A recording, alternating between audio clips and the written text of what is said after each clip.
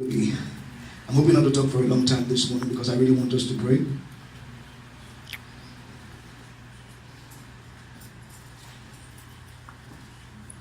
But let me just say this, because this is some of the words that the Lord gave to me even while I was preparing for the service.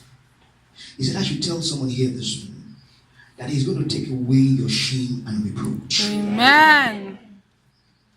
If you are that someone, I want to hear amen. Amen. The Lord said I should tell someone here this morning that He's bringing total restoration to your family. Amen. The same mouths that laughed at you, the same mouths that laughed at you, the same mouths that said you will not amount to anything, those mouths will come and say, come and see what the Lord has done for them. Amen. In the mighty name of Jesus. Amen. Very quickly, I'm going to be talking on the topic. I thank God for the opportunity to stand before you.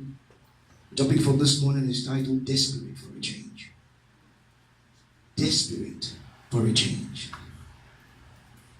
Those of us who were in the last praise night, we know who the desperados are.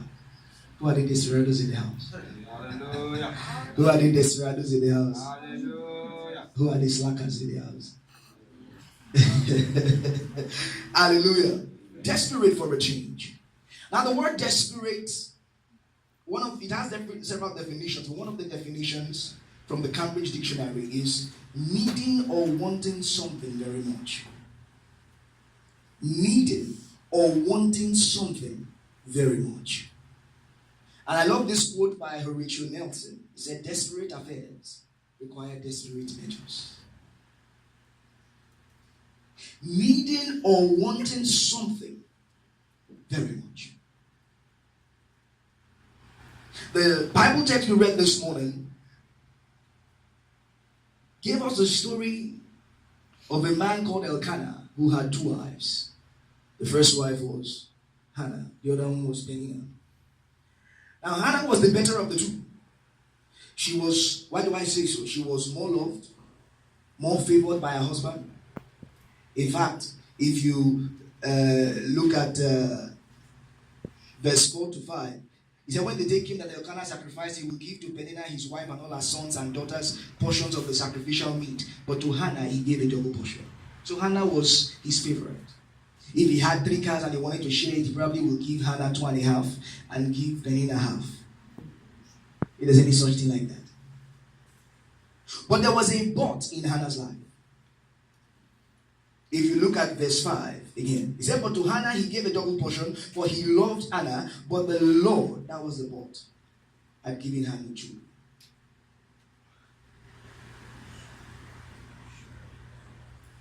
There was a but in her life. And another person who had the but was Haman. Haman had the but. If you go with me to 2 Kings chapter 5 verse 1. We are told concerning Naaman. He said, Naaman, commander of the army of the king of Syria, was a great man with his master, accepted and acceptable, quoted from the Amplified, because by him the Lord had given victory to Syria. He said he was also a mighty man of valor. But there's another but. But he was a leper. Your but is that thing that makes your joy not to be full. You see, there is a difference between joyfulness and fullness of joy. They are two different things. Any good thing, any good news can make you joyful. Like if I tell Sister Gloria here that I have paid $500,000 into your account, you just use as you like. Would you be joyful or sadful? Or sorrowful? You'll be very joyful. Because it's good news. But that is good news to her. But it could be that even with that good news, she has a cancer in her body. It's an example. Not to keep this up. She's joyful, but let me show you something quickly. If you go with me to the book of John chapter 16 verse 24. Jesus said, hitherto you have asked nothing in my name. Ask that you may receive, that your joy may be full. They had joy, but it wasn't full. When you have fullness of joy, it means that you are in a state of shalom, where there is nothing missing, nothing broken. And that is God's desire for his children. But we all have different buts in our lives. Your but may be an academic but. The parents have money to pay the school fees from MD1 to MD10. But there is this course. You cannot cross MD2. He keeps failing one course over and over again. It could be a financial board. And that brother has great potential. Very intelligent. Very intelligent. But he doesn't have money to complete school. It could be Hannah's kind of board. She had everything together. She was her husband's favorite. She had everything working for her. But there was no child. It could be a relationship board. And this woman, she's so godly, so God-fearing. She can cook. She's tall, she's fair, she's bright, has a bright future. But no man is coming her way. Your but is that thing that prevents your joy from being full. But it is not the Lord's will that it should remain that way. Let me show you somebody before I move on who had fullness of joy. Abraham, Genesis 25 verse 8. Hear the testimony of Abraham. He said, and Abraham's spirit was released, and he died ample, full old age, at a good ample full old age, an old man, satisfied and satiated, and was gathered to his people. That will be someone's testimony this morning in the name of Jesus. The Lord said I should tell someone here today that He's taking away every board that has prevented your fullness of joy in the mighty name of Jesus. There was a board in her life. Now I want you to notice something, that Hannah was a lover of God. Every year they went to the house of God, they went to Shiloh. So she knew God. In our time, we can say she was a Christian. Christian sister. She was like Mary. Very good. Yet she had no children. Now watch this. Go with me to verse 6. He said, this embarrassed and grieved Hannah, quoting from the Amplified. And her rival provoked her greatly to vex her, because the Lord had left her childless. Look at verse 7. So it was, year after year, whenever Hannah went up to the Lord's house, Peninnah provoked her, so she wept and did not eat. All she did was to weep and not eat. Did that take away the problem? No. Did the problem leave her? No. Some of you are here and you have been weeping and crying over the same thing, over the same thing, over the same thing. I want you to take this down. Whatever you entertain in your life, you retain. Whatever you entertain in your life, you would retain it. Whatever you accommodate never dissipates. It never leaves you. As long as you are okay with it, it's going to remain with you. It didn't matter if Hannah kept going to Shiloh year after year, and that woman, that Peninnah, was a demon. It was whenever she was going to the Lord's house that this lady will keep provoking her. Just like some of you here, there are people who keep laughing at you. Every Sunday you go to church. Every Tuesday you go for Bible study. Every third Friday you are coming to church for manifestation hour. Look at your life. Look at your life. I am boiling. You are smelling. There is nothing to show. And you keep wondering, why has nothing happened? My dear, it's because you are still entertaining that thing.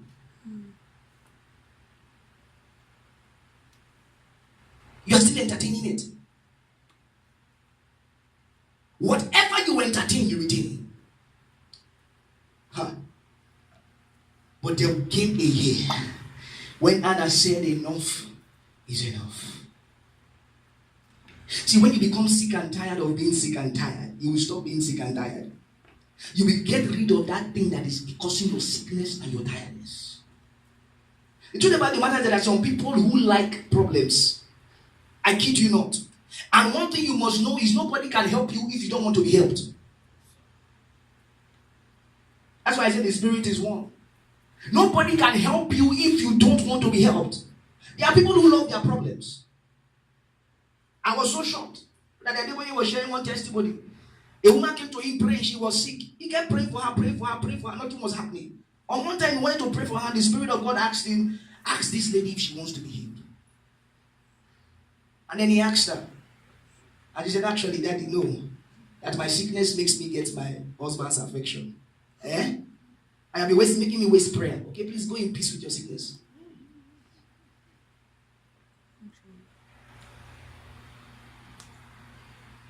It got to the point where she said, enough is enough. I am sick and tired of this nonsense. I am sick and tired of living like this. I am sick and tired of this spot in my life. I am sick and tired of this pain. I am sick and tired of this misery. I am sick and tired of this shame. I am sick and tired of this reproach. And then she did something about it. Before I go further, let me just digress a little bit. This is the reason why it is important for you to know God for yourself, to study the Word of God for yourself, so that you can know what God's will is for your life. Many of us today are accepting crap in life as God's will because you don't even know what God's will is. Last week Sunday, my brother was teaching us, when you are not informed, you will be deformed. Your ignorance is always going to be a hindrance to your blessings. I think in 2 Corinthians 2 verse 11, Apostle Paul said, lest the devil takes advantage of us. We are not ignorant of his devices. Your ignorance, you will pay for it. John 10 verse 10, he said, the thief comes to steal, but to steal, to kill, and to destroy. And I have come to that you may have life and have it more abundantly. The only way the devil will be able to carry out this 3-point agenda is if you are ignorant. You will always pay for your ignorance. One man was sharing an experience some time ago. The first time he traveled first class. He didn't know that in the first class you have the ability to call those things that be not as though they are. Mm-hmm. When people in economic class are shopping buns and drinking one cup of milk, people in first class, they give them real food. But I mean real food. They give you buns and biscuits, but they give them real food. You see that small chair that you sit down in your economic class, you will remain like that even if it's a 6 hours flight. That is how you are going to be. If your leg is aching you and you want to stretch, you just stand up and stroll to the bathroom. But in first class, you have, depending on the plane you fly, because there are some planes that are like model. But if you fly first class plane, good plane, your first class is real first class. You have leg rest, you have arm rest. So this brother flew plane for the first time. He didn't know that in first class, everything is tush. They brought him good food. He said no. They brought him wine. He said no.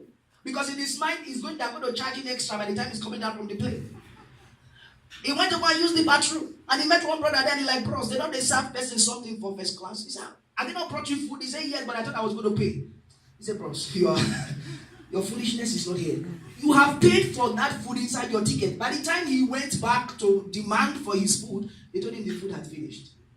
May you not lose your blessings in this life in Jesus' name. Amen.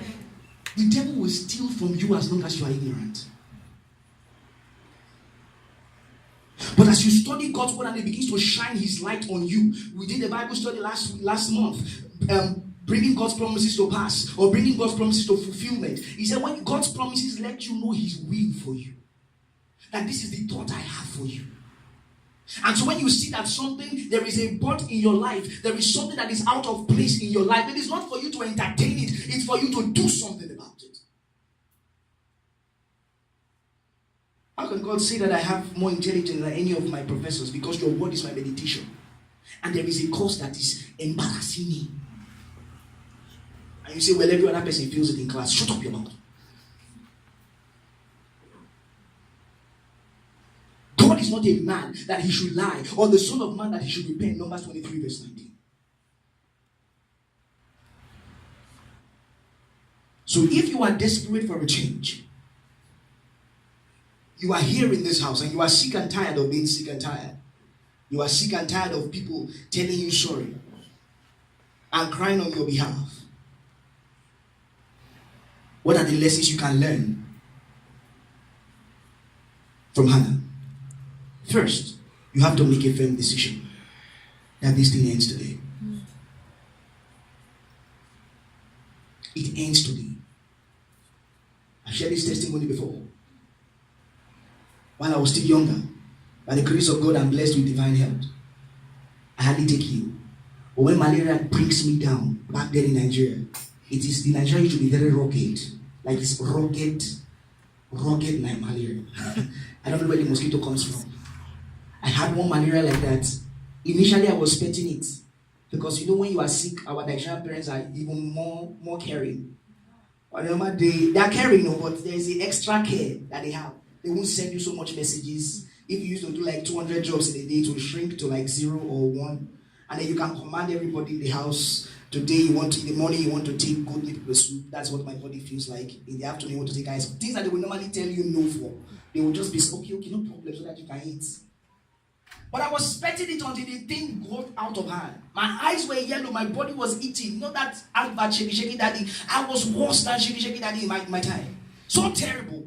It now went beyond control. At a point I lost appetite. I was still doing petting it. Before I knew what was happening, I could not stand.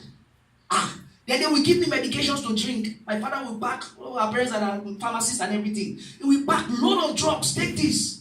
I will swallow the thing. Give me 5 minutes, that drug is coming back. It's not like there was something inside.